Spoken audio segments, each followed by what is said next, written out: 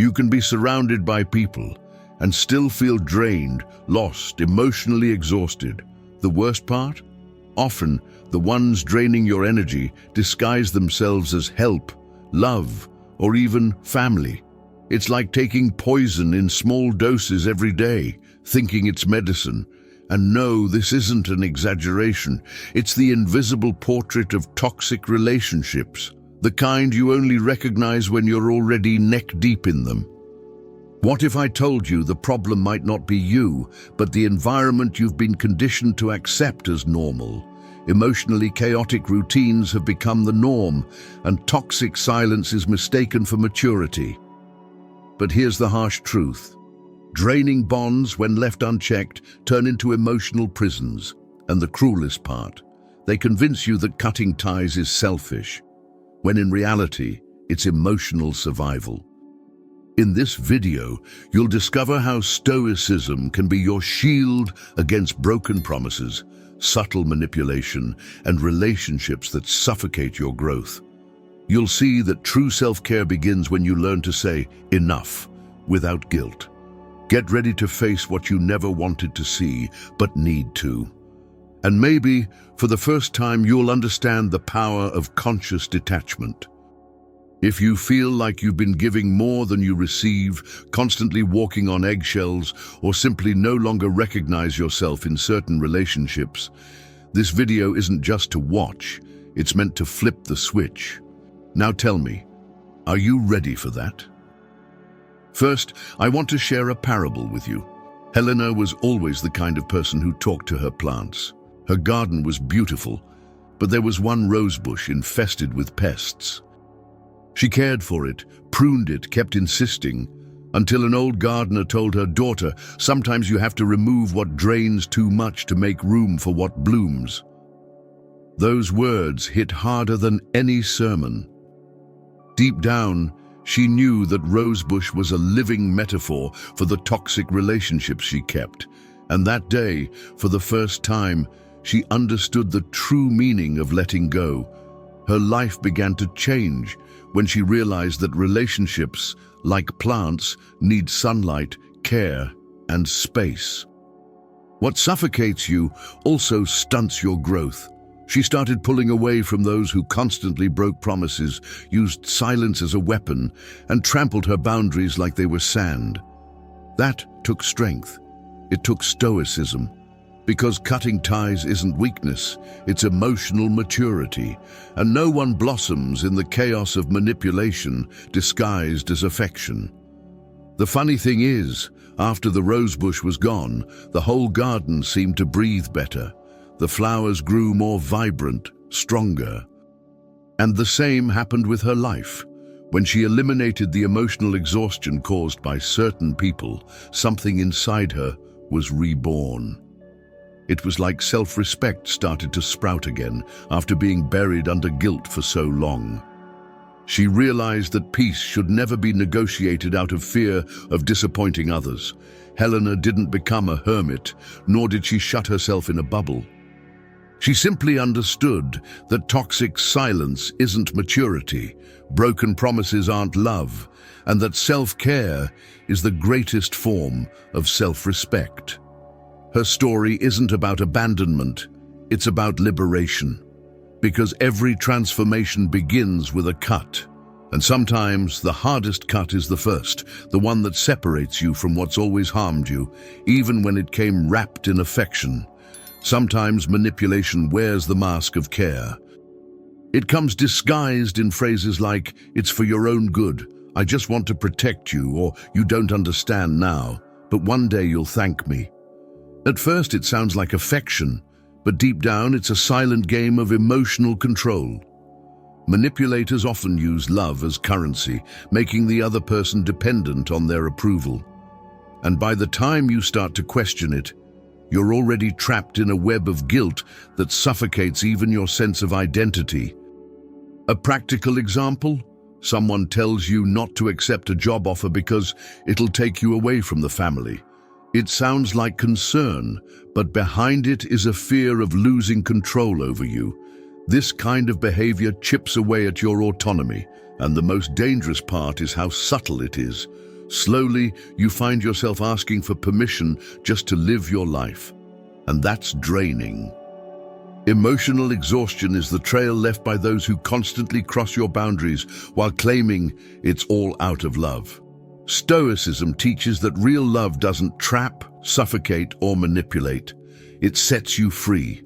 If someone needs to control your decisions in order to love you, that's not love.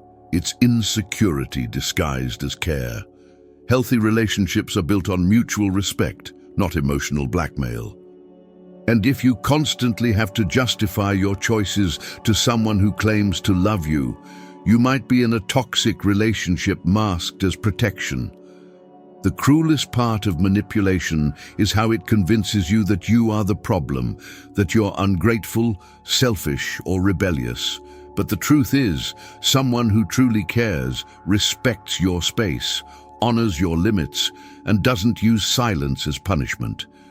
Instead, they offer support, even if they don't agree with everything. And it's in that shift in awareness that many people finally begin to see what was hidden in plain sight all along. Some people make you feel exhausted just by being around them. It's not drama. It's a fact. You step into a conversation and walk out feeling drained, like you've run an emotional marathon. And the worst part? You still think it's your fault. That's emotional exhaustion disguised as social interaction. When someone constantly makes you walk on eggshells, doubt your own memory, question your truth, and still demands gratitude, something is off. That's not love, it's depletion. It's the opposite of self-care. A friendship, relationship, or even a family bond that demands too much and gives too little slowly eats away at your energy. You stop sleeping well, lose focus, start snapping over small things, and don't even realize the issue isn't you, it's the environment. This is common in relationships rooted in emotional manipulation, broken promises, and zero respect for your boundaries. And when silence starts replacing communication, exhaustion becomes your new normal. This is where Stoicism feels like a glass of water in the desert. It teaches that emotional control begins with what you choose to tolerate. Accepting this kind of emotional depletion as normal is one of the biggest mistakes in modern life. People who constantly push you to the edge of your patience aren't challenges to be overcome in the name of love. They're red flags. And no one grows emotionally while living in a constant state of alert. Want a practical tip? Start writing down how you feel after interacting with certain people. Fatigue, anxiety, guilt, those are signs. And if every time you try to set a boundary you're met with drama or guilt tripping, then you've already got your answer. Love, and real love, doesn't demand your peace as a price. And sometimes recognizing that is the first step to breaking out of a cycle that's been wearing you down.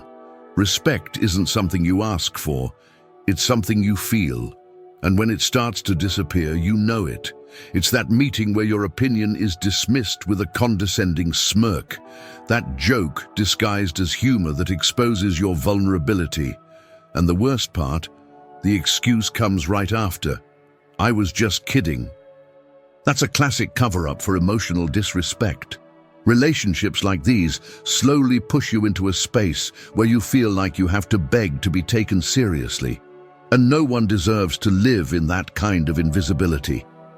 When someone constantly interrupts you or corrects every word you say like they're somehow superior, the message between the lines is clear. My voice matters more than yours. And that's not just toxic, it's cruel.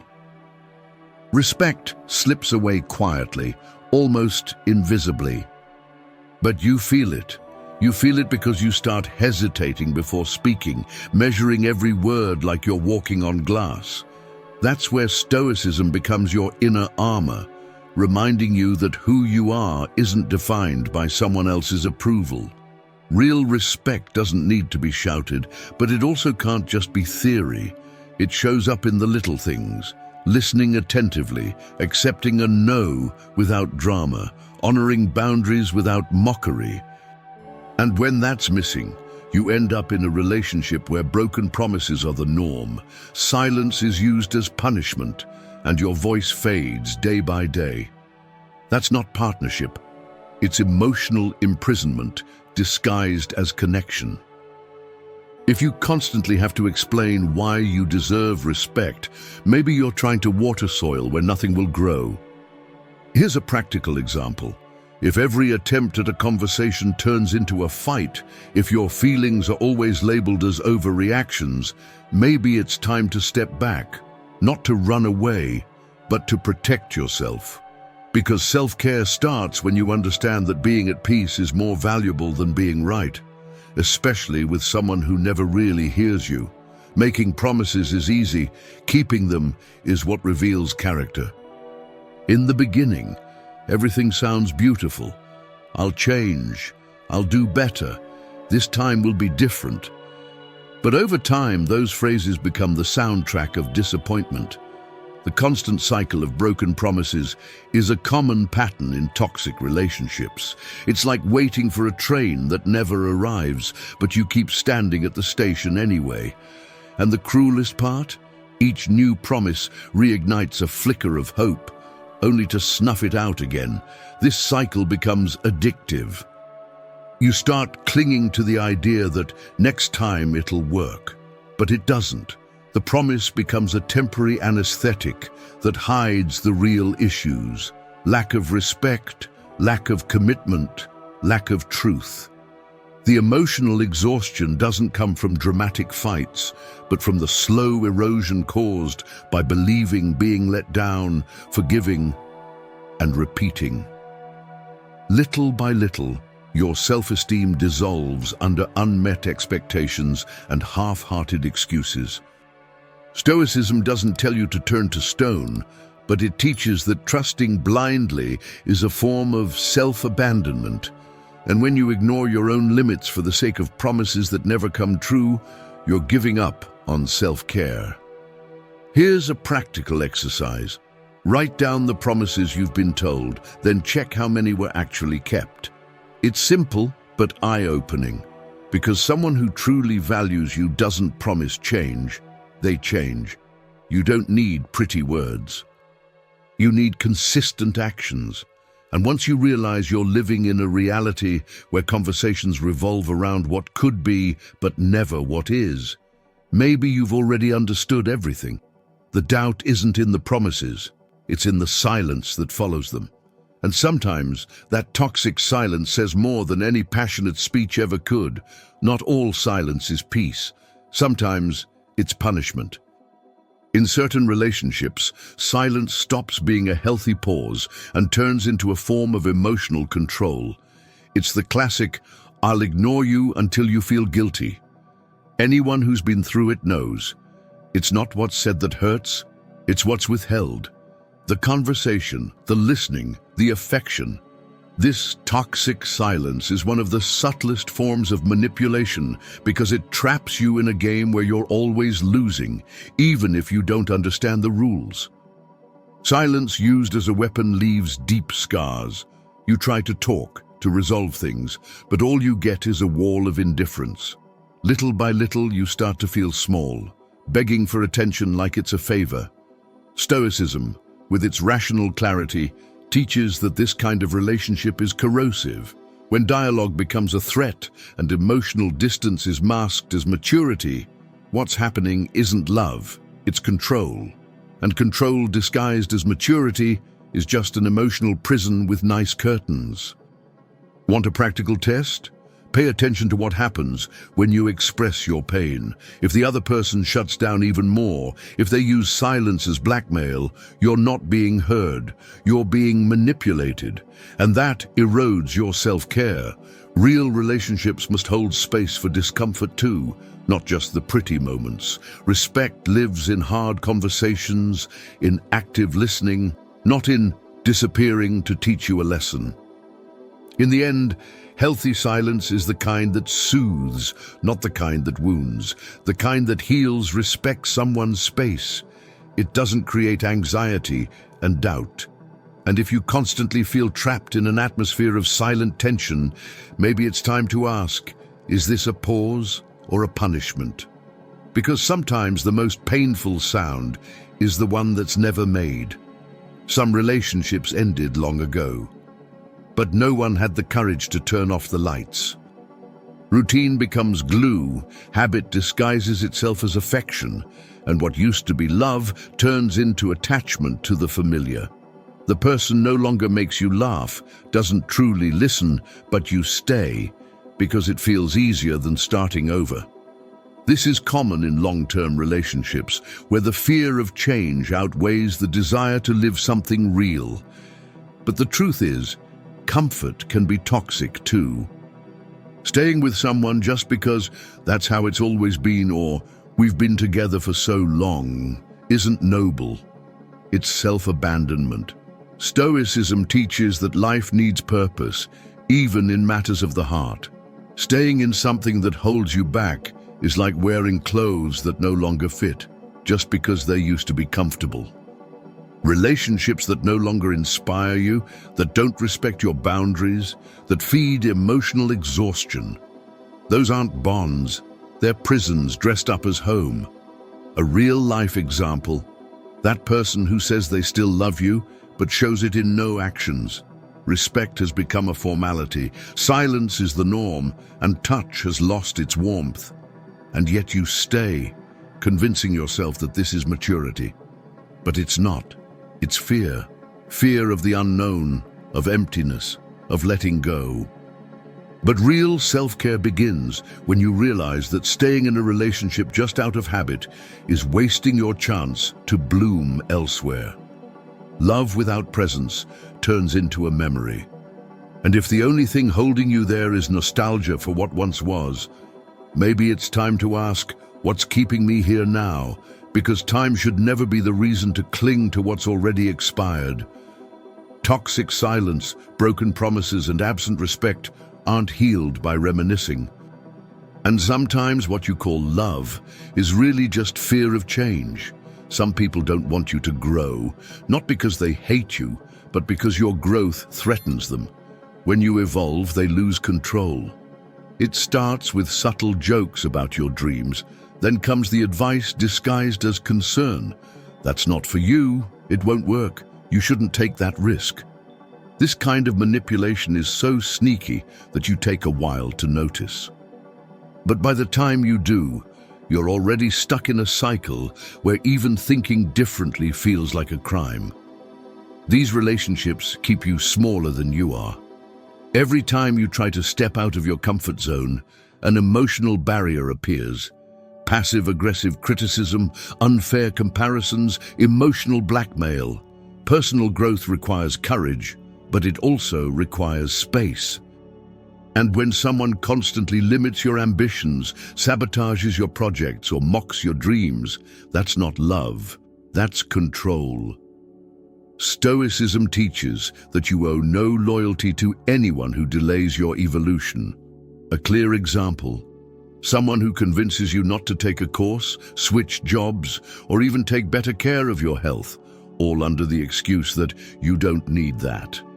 But growth is a human need, not a luxury. And relationships like these work like anchors. You think you're moving forward, but you're stuck. Boundaries are healthy when they protect you, but when they trap you, they become handcuffs disguised as affection. If you feel like you have to dim your light to fit into someone else's world, that person is not your home. And if every attempt to grow creates conflict, maybe the problem isn't your path.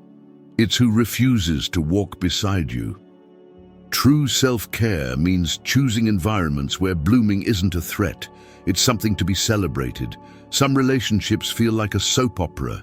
Every day, a new episode of tension, fights, makeups, tears, and more promises that won't be kept. And the craziest part? We get used to it. We start to believe that love is supposed to be this emotional roller coaster, but it's not.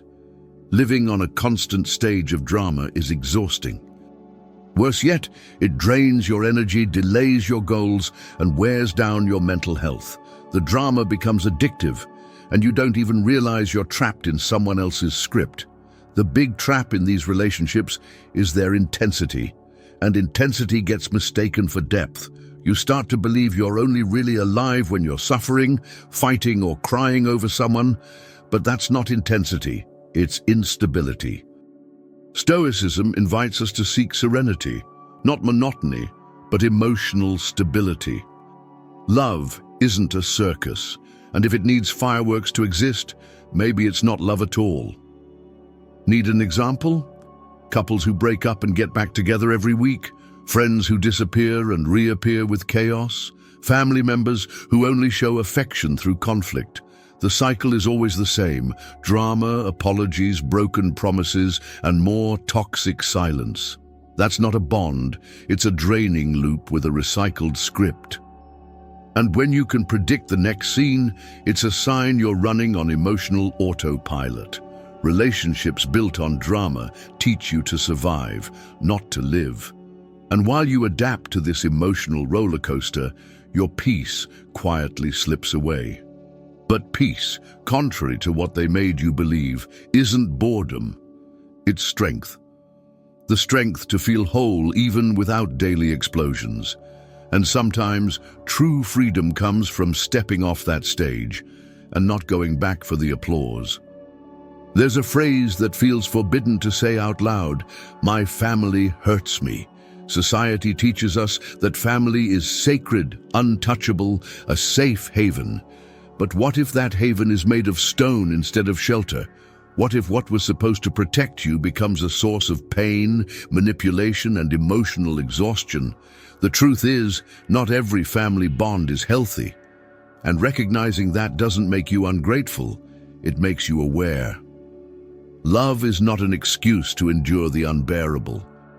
A family that ignores your boundaries, mocks your choices, uses silence as punishment, or insists on repeating toxic cycles isn't a bond. It's a chain, and chains don't hug, they choke. Stoicism teaches that the nature of relationships lies in shared values, not shared last names. Respect must be mutual, even within a household. And when the family environment becomes hostile, stepping away can be an act of self-care, not rebellion. Need a practical example? That aunt who always comments on your body, the father who invalidates your feelings, the sibling who only reaches out to stir up conflict. If just visiting your family's home fills you with anxiety, fatigue, or anger, something's wrong. Sometimes the toxic silence in a household is so old it feels like part of the furniture. But just because it's always been that way doesn't mean it has to stay that way. Letting go of toxic family patterns is as liberating as it is necessary. You can honor your story without repeating its mistakes. You can love your family and still keep your distance. Cutting or limiting contact with toxic relatives isn't a sin. It's a choice for emotional well-being. And if you were taught that blood is thicker than everything, maybe it's time to remember respect, peace, and real love are even stronger. Now that you've clearly seen the signs, the real question is, what are you going to do about it? Will you keep letting toxic silence set the pace of your life? Will you keep believing in broken promises, even knowing the cycle never changes? Or will you finally take control and break free from everything that's holding you back? Because yes, cutting ties is also a form of love. Love for yourself.